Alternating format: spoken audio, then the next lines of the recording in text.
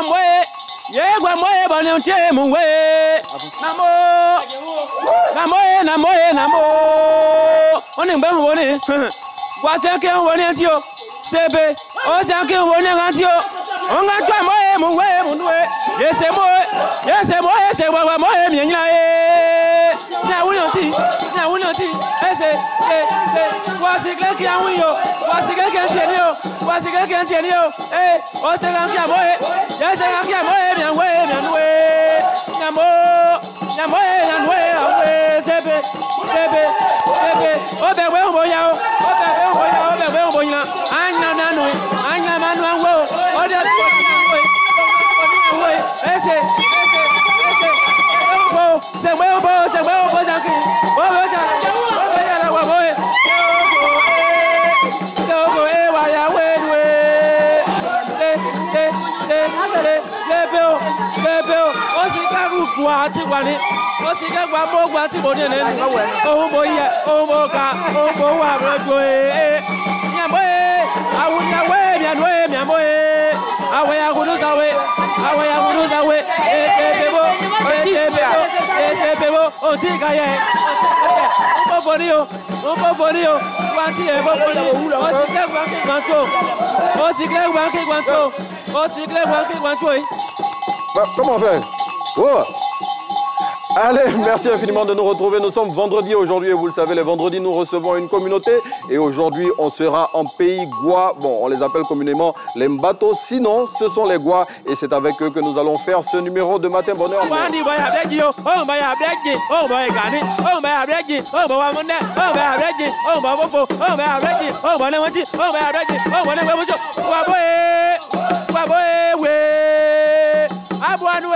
Abouanou anke gwa poe anke gwa ye anke gwa anoué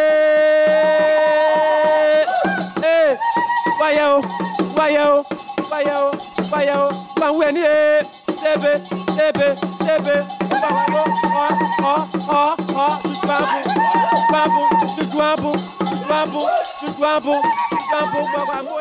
Non, you quoi? Et puis on répond dans c'est où? Ok, on va parler dans le micro à chaque fois que vous devez intervenir hein, pour que les téléspectateurs vous entendent. Vraiment, merci de nous avoir rejoints et surtout merci d'avoir accepté notre invitation. Bon, chez les Gwa, c'est aux plus jeunes qu'on demande les nouvelles, bien évidemment. Et c'est donc notre très cher ami Djedji Jean-Baptiste, qui, je le rappelle, est le secrétaire général de l'Union des jeunes Gwa. C'est bien cela? Dans le micro? Effectivement, c'est ça. Quelles sont les nouvelles? Mon ami Jean-Baptiste. Je vais déjà vous dire merci de nous avoir invités ici, sur le plateau. Chez nous, pour commencer, je vais déjà demander la permission d'abord avant de parler. Et... Dans le micro, hein? Bajo, Gwa, Ogobete, mon bamio. Traduction d'abord avant de continuer. Bon, j'ai demandé la permission, comme je l'ai dit, voilà, au chef qui est avec nous. Et je lui ai dit que je vais maintenant donner les nouvelles et il m'a accordé voilà, la permission de pouvoir donner les nouvelles. Bien. Donc, quelles sont les nouvelles? Les nouvelles, bon, chez nous, on dit Olin. Quand on dit Olin, ça veut dire nous venons en paix. Alors, nous venons en paix. Et les nouvelles, comme vous pouvez le constater, nous avons été invités, nous le peuple Gwa, à venir nous présenter à la face du monde et présenter en tout cas ce que nous avons fait, nous savons faire en termes de tradition et de coutumes. Voilà, c'est ce qui en tout cas marque notre présence ici sur le plateau. Mais en tout cas, merci infiniment d'être avec nous. Et justement, avec vous, on va parler de cette culture-là et surtout de cette communauté Gwa qui est répartie dans 11 villages. Bon, franchement, c'est un peu petit quand même hein, en termes de représentation. Quand on prend, vous appartenez au grand groupe Akan, déjà. Voilà, et donc, pourquoi les Gwa sont si peu nombreux hein? Bon, Didier, Richemont, plutôt, attends, hein, je suis en train de...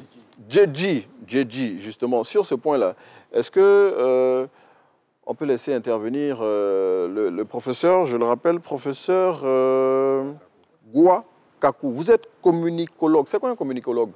Un communicologue, c'est d'abord quelqu'un qui a un doctorat en communication, donc qui est un concepteur de la communication. Voilà. Ok. Donc, pourquoi les Gois sont si peu nombreux? Bien, je pense que le nombre des Gois est lié au fait que les Gois, ou bien le peuple Gois, est un peuple guerrier. Donc, dans sa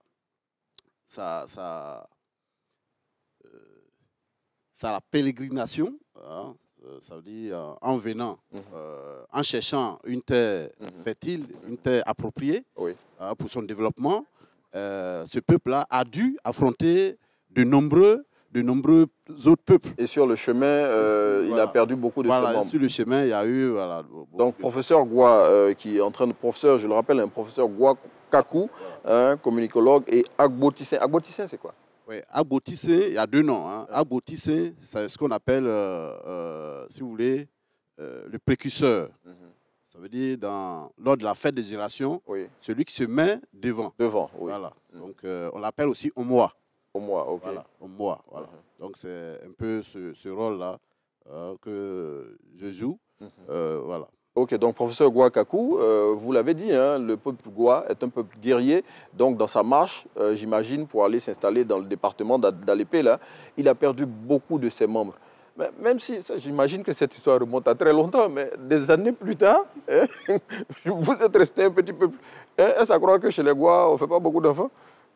Oui, ce n'est pas parce qu'on ne fait pas beaucoup d'enfants, mais le Goua est aussi un peu calculateur. Ok. Ça veut dire, vous faites beaucoup de planification. Voilà, beaucoup de planification. Ça veut dire on ne peut pas mettre un enfant au monde et puis ne pas subvenir à ses besoins. Sur le Goua, c'est comme c'est un sacrilège. C'est mal vu. Ça ne présente pas, c'est un déshonneur pour la famille. Parce que chez les Goua, il y a plusieurs grandes familles. Donc, quand une personne n'arrive pas à s'occuper de sa famille, à s'occuper normalement de ses progénitures, cela est vraiment dommage. En tout cas, cela est mal vu. Vous êtes le représentant de la chefferie sur ce plateau, la chefferie Goua. Dites-nous, en pays Goua, comment ça se passe? Quand on dit nanan, comment ça se passe? Le nanan, comment il s'assoit dans le fauteuil de chef du village? Et puis, comment la chefferie elle est organisée? Merci. Avant de parler au nom des chefs Goua, je dis un sincère merci au DG de la RTI qui a pensé cette fois-ci au Goua pour qu'il s'exprime ce matin devant toute la nation. Le peuple Goua a la meilleure démocratie du monde. Tout se fait par génération. Mais la succession se fait par génération. Aujourd'hui, ce sont les Yondo qui sont au pouvoir depuis 2009. Dans tous les villages Goua? C'est le Goua. Ok. 2009, tous les chefs des villages Goua ont pris le pouvoir, les Yondo. On a allumé le feu l'année passée, cette année, et que dès 2025, les Yondo sont le pouvoir au Touba. Dès 2025, tous les Yondo cèdent le pouvoir au Touba. Donc il n'y a pas de problème de succession, de chefferie et tout ça, tout est bien. Mais aujourd'hui, il y a des coins où il y a un peu de problème. Sinon, en pays Goua, tout se fait par génération. Et les Yondo sont au pouvoir. En 2025, on cède le pouvoir au Touba. Ok. Sans problème. Et donc là, les choses sont claires. Et puis, chef, comme vous avez la parole, on va rester avec vous. En même temps, je veux dire, en pays Goua, quand on veut épouser une belle femme comme Madame Tabita, comment ça se passe? En pays Goua, le mariage est simple. Tu vois la femme, elle te plaît. Tu dis à quelqu'un, il va chez le beau, chez son papa. Un matin, il envoie un peu de bandits blancs pour causer avec le vieux. Rien que ça. Rien que ça. D'abord, c'est au départ. Il s'en va, il cause, il s'assoit, il mange, il donne un bandit blanc. Il boit. Il s'en va. Il ne dit même pas pourquoi il est venu. Pourquoi il est venu. Mais quand il arrive, 2 fois, la famille se sonne. Parce que ce monsieur ne vit jamais dans la cour. Oui. Et dans ce temps-là, il défie dans la cour. Avec un bandit blanc. Autant ancien. Bon, on voit ici les tenues. Ça, c'était à l'époque, hein, j'imagine, pour les mariages. 2 fois, 3 fois, maintenant, il sort quelque chose dans sa bouche. Il dit, ah, mon ami, ta fille là, je vais donner ça à mon frère. Donc, si c'est Marie-Jeanne Monda, madame, si j'ai vu Marie-Jeanne, vraiment, elle me plaît. Maintenant, tu fais 2 fois, 3 fois. Oui. Maintenant, elle parle, non, venez. Quand vous venez, il faut faire quoi là? Tu envoies dans le micro, 2 bouteilles de gin. Il faut faire quoi? Tu t'en vas. Les parents t'appellent. En ce moment, on te donne les trucs à faire. Tu vas nettoyer le terrain, aller faire champ de manioc, grimper palmier pendant un moment. Non, mais mon vieux, les choses ont changé. Aujourd'hui, avec le développement, on ne va plus nettoyer dans le champ. On ne peut pas oublier nos coutumes. Oui, on n'oublie pas. Mais si on oublie nos coutumes, ça, on a perdu. Oui, c'est ça. Donc, je dis quelqu'un qui est comme le professeur Kakugwa, qui est universitaire, machin et tout et tout. Ici, il a vu une femme qui veut l'épouser, il va aller travailler dans le champ de son beau-père. Non, mais il peut compenser par l'argent. Voilà, c'est ça, il faut nous dire. L'argent, là, c'est combien on donne? Par l'argent. Maintenant, dans ça, là. Et après, chez nous, avant, hein, quand tu vois ma fille, elle est belle. Pour l'envoyer, pas comme ça. Il faut faire la dot, comme vous savez. Oui. Avant, chez nous, on ne danse pas. Aujourd'hui, la dot est d'une autre chose. Tu vas voir les parents, ils te donnent les boissons. Des fois, il y a 10 bouteilles, 8 bouteilles. Avant, chez nous, on ne paye pas pagne. On paye les bouts d'oreilles, les chaînes, huile rouge, savon. Ça veut dire qu'avec moins de 100 000, l'affaire était réglée. Là, vous venez, et c'est fini. Mais aujourd'hui, la dot est une autre chose. D'autres prennent 1 million. On ne vend pas la fille. Franchement, ma fille, là, je ne vais pas la vendre. On ne la vend pas. Et on va, non, vous allez permettre qu'on lui donne la parole. Chez les femmes Gwa, comment ça se passe? Je veux dire, comment vous faites pour maintenir cette beauté-là? Et on a avec nous d'autres femmes qui sont dans le studio. Tout à l'heure, on aura l'occasion de les voir. Comment la femme Gwa se comporte en société? Et comment elle gère sa famille? Bonjour à tous. La femme Gwa, déjà, a pour mission d'accompagner son homme. La femme Gwa, elle a le rôle d'accompagnatrice. Donc, vous n'allez pas la voir au devant, vous allez la voir à côté ou derrière. Que ce soit pour les fêtes de génération, que ce soit dans la famille. Et aussi, elle a un rôle d'éducatrice des enfants, surtout. Avant, dans les temps anciens, c'était les hommes qui allaient au champ. C'est vrai, les femmes les accompagnaient aussi. Mais notre culture nous dit qu'on a le devoir de s'occuper de nos enfants et de nos époux. S'occuper de son époux, c'est aussi l'accompagner dans les charges de la famille. La femme ne prend pas le rôle de l'homme, mais elle accompagne l'homme. Voilà. Donc, et en plus de ça, dans la modernisation maintenant, la femme Gwa est très autonome. Elle aime son autonomie. Donc, elle n'aime pas qu'on lui dicte les choses. Non, on nous dicte. On est très soumises. Nous sommes très soumises, mais nous sommes autonomes. Mais parce que l'autonomie dont nous réclamons, c'est pour soutenir nos hommes. Surtout ça. Ce n'est pas pour nous-mêmes, c'est pour les soutenir. Voilà. Donc, pour ça qu'on se constitue la plupart du temps en coopérative ou en association. Voilà. Donc, l'exemple parfait, je suis la présidente des femmes de Dabré. Et comme ça, quand les autorités arrivent dans le pays et dans le village, il y a une autonomie qui est là déjà. Il y a une représentation féminine qui est là et à qui on peut s'adresser facilement. Et je suis sûr qu'en pays Gwa, les femmes aussi s'occupent bien du ventre de leurs époux. Évidemment, à travers une femme Gwa doit savoir piler le foutou avec la sauce graine. Elle doit savoir faire la tiéké. Vous me voyez, moi, je sais faire tout ça. Bon, en tout cas, pour parler de foutou, justement, on a avec nous dans cette émission notre chef, chef Begré, qui a prévu, vous l'avez dit, du foutou. Pour vous, avec de la sauce graine et du très bon poisson d'eau douce. Bien sûr. Justement. Et donc, on va le retrouver juste après ce jingle.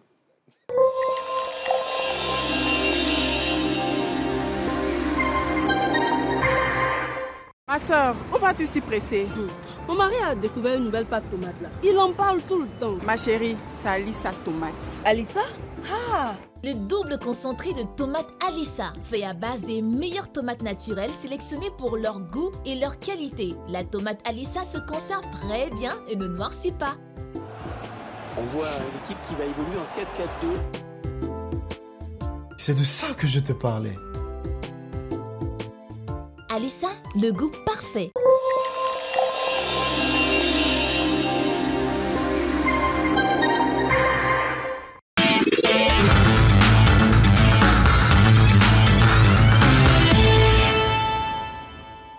Et voilà, nous y sommes pour le petit-déj. Et Madame Monda, Marie-Jeanne l'a dit, en pays Gwa, la femme doit savoir faire le foutou. Voilà, j'imagine que ce n'est pas Chef Begré qui a fait le foutou, parce qu'il est toujours en compagnie de son épouse, à qui on passe le bonjour, Madame Begré. Et Chef Begré, vous nous proposez aujourd'hui, comme pour faire corps avec la communauté Gwa, du foutou et de la sauce graine. Je veux dire, combien de temps ça a pris pour faire tout ça là? Chef Begré, bonjour d'abord. Bonjour, bonjour mon frère. En fait, c'est la nourriture de base du peuple Goua. Oui, elle a dit tout à l'heure. Voilà, c'est le repas de base. Donc j'ai reçu l'information, rapidement j'ai fait la recherche. Je cherche la bonne graine, du bon poisson frais, avec du boucher fumé. Là, c'est des poissons d'eau douce. Parce que le peuple Goua, c'est le peuple qui sait bien manger. Et ils mangent parce qu'ils ont le plus de fois fait les cérémonies là-bas, par le bien de M. Dakouri.